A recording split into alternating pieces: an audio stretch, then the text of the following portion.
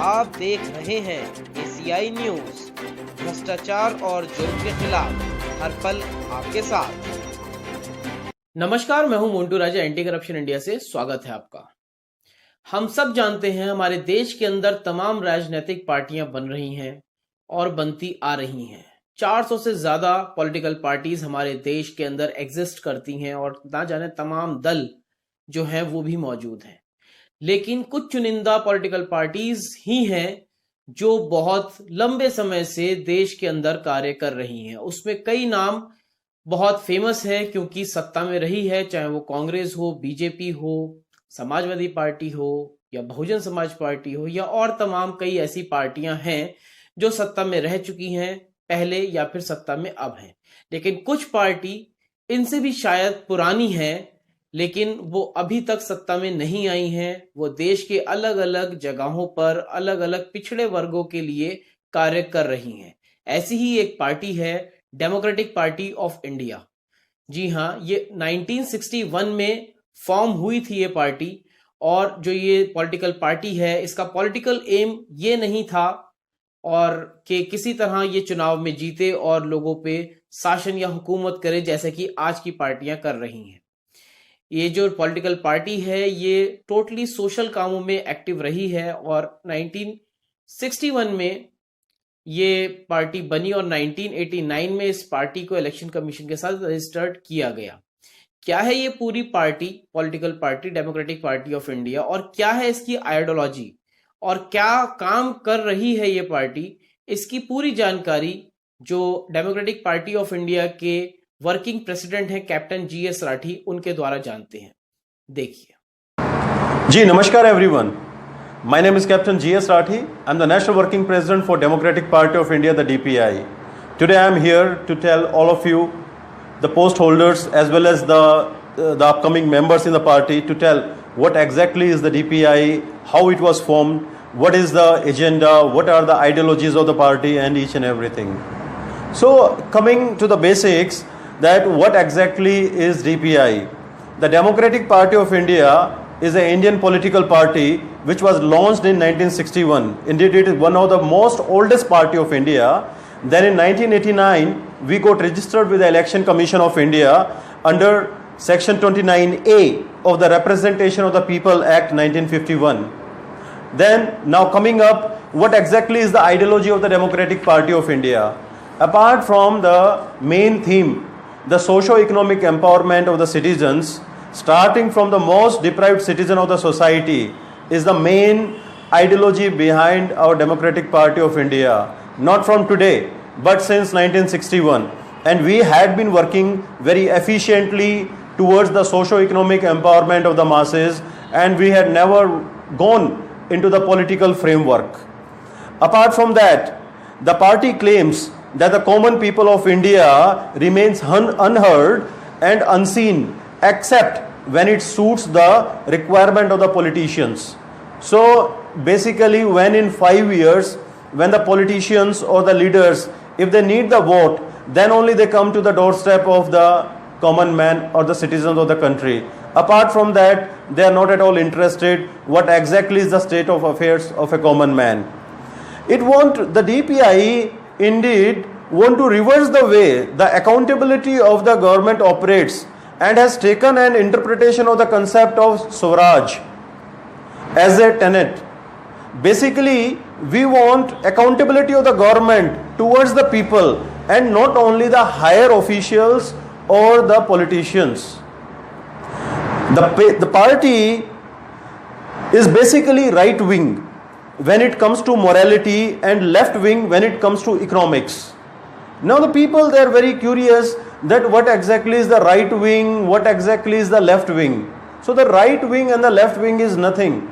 So importantly, whatsoever is beneficial for the citizen of India, that is basically the ethical wing. And in both the wings, we are very much ethical, be it on the morality or be it on the economics.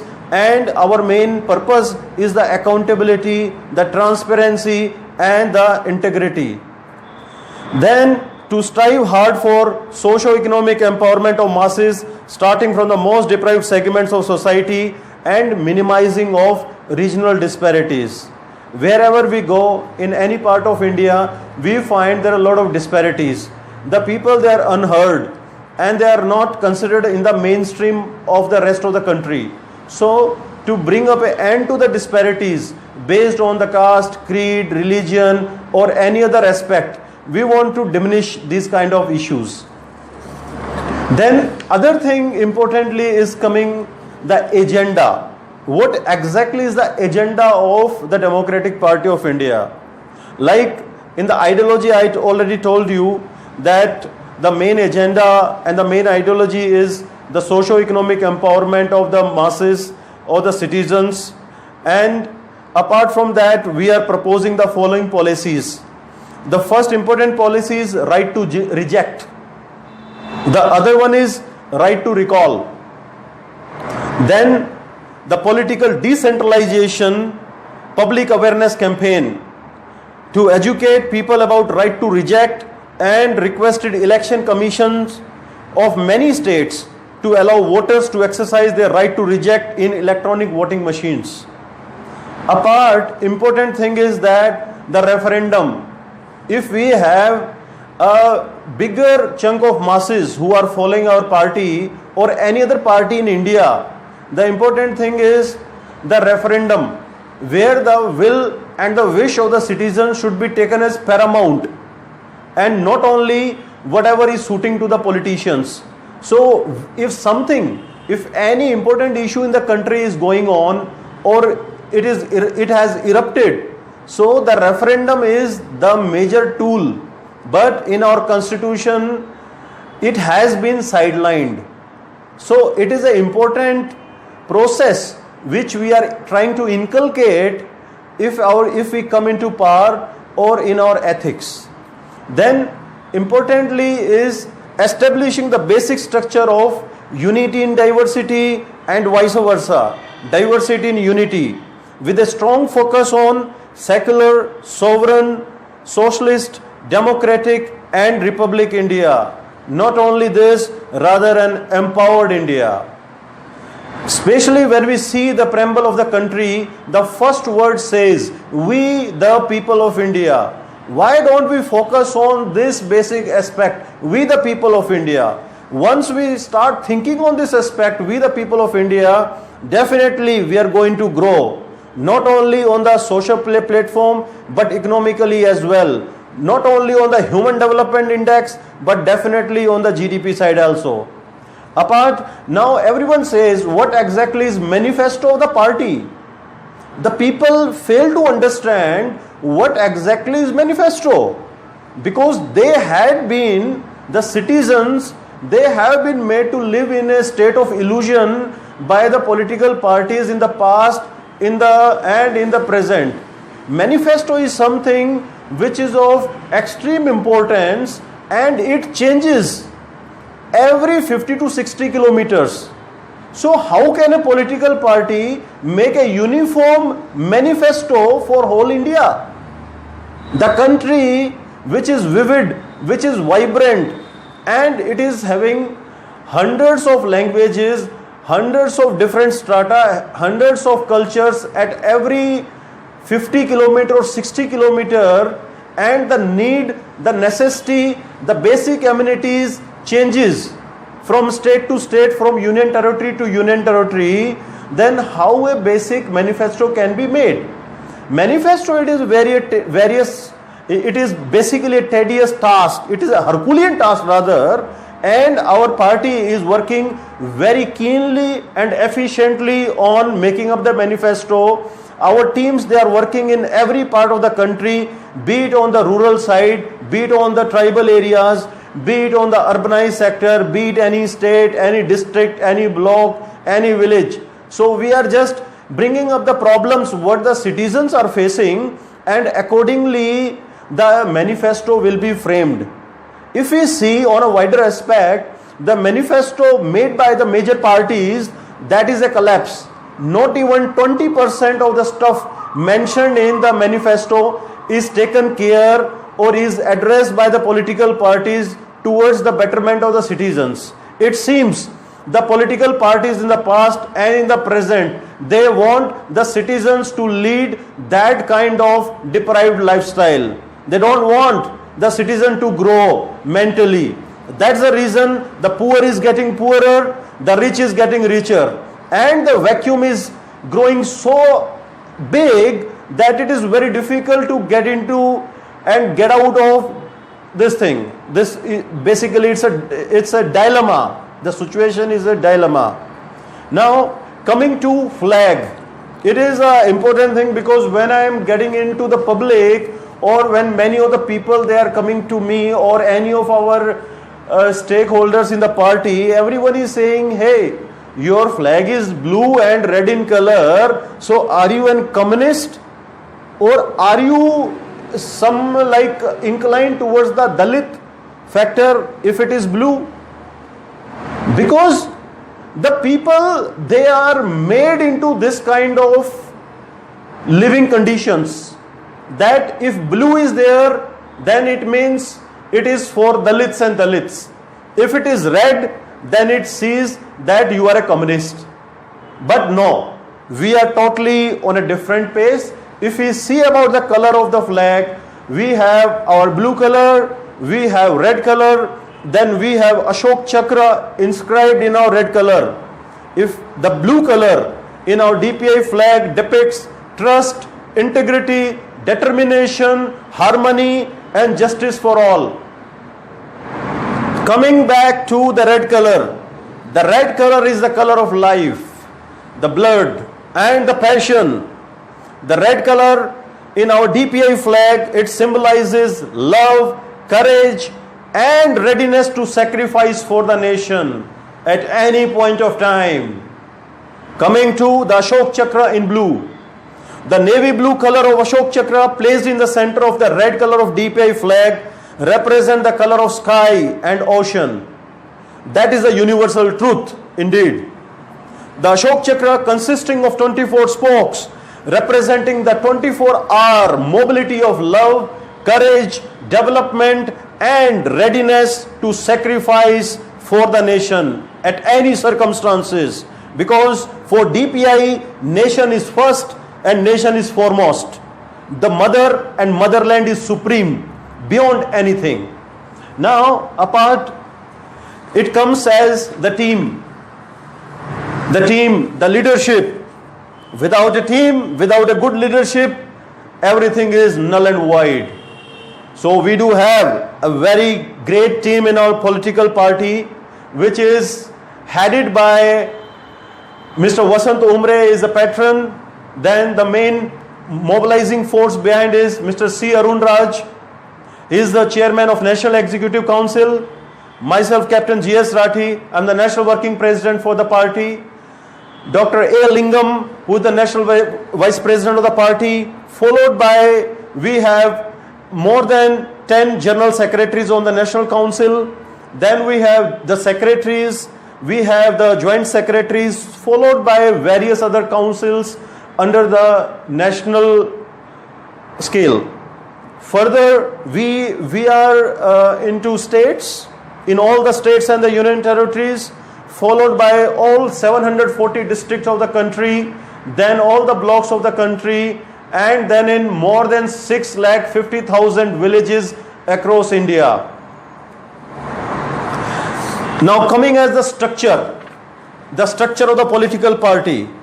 In the structure of the political party, we are all working as a team. The hierarchy or the leadership is just because we have to adhere and abide by the Election Commission of India. Otherwise, we are all one. We are working towards a common goal, a common vision and a common motive. We have various councils in our organizational structure. We do have the National Council, then followed by the Women Council, the Youth Council, the Students Council, the Farmers Council, the Professionals Council, the Legal Council, the Retired and Pensioners Council, and finally the Labor Council. So in basically all these councils, we do have the set of professionals who are expert and who knows what exactly are the problems and how to empower the citizens at various aspects and various respects with full ability and capability. Now it is the timeline. The important is whosoever the person is joining the Democratic Party of India, the person should be selfless. He should only have a motive that yes, I do have to change the country, I do have to change the society, and be the change in himself or herself. And likewise I told you, the mother and the motherland is supreme. We cannot compromise anything, be it from any political party, be it from any group. Further taking on the Constitution of India as the paramount, as on the apex. We will not do anything which is going to hamper or going to put a dark spot on the constitutional image of the Constitution of India and the Constitution of Democratic Party of India. So it is very important that whatsoever the vision, mission, the core values or the ethics which are being taken up by the Democratic Party of India, all the members joining Democratic Party of India should adhere very seriously with that, because we are not here just as a political party. We are change makers, and yes, we are definitely going to bring up the change. Not today, or yes, tomorrow for sure, because with a passionate and a dedicated team, we are quite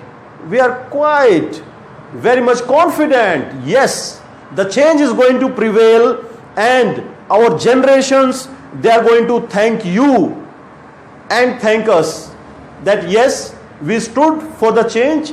We tried to think for the betterment of the generations, and in making India a better country, a society, a better society out of all the disparities, and the basic theme of the country, the unity in diversity, and the diversity in unity be maintained at each and every level, so that the country which has given us the identity, yes, we are Indians, so that should be maintained, that should be respected. Thank you very much.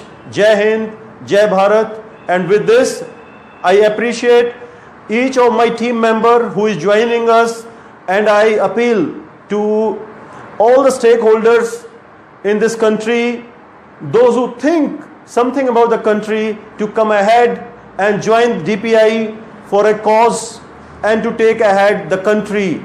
Thank you. जैसा कि आपने captain GS Rathi को सुना कि जो political party है और जो कैप्टन पूरी टीम तैयार कर रहे हैं डेमोक्रेटिक पार्टी ऑफ इंडिया की, जो एक देश के अंदर और जो लोग हैं, समाज है, उसके अंदर एक बदलाव लाना चाहते हैं जो आजादी के बाद से नहीं आ पाया। बातें बहुत की हैं पॉलिटिकल पार्टीज ने, जो नेता रहे हैं या जो नेता मौजूद हैं, लेकिन आज भी जब हम धरातल पे देखते हैं तो सच्चाई कुछ और ही दिखती है।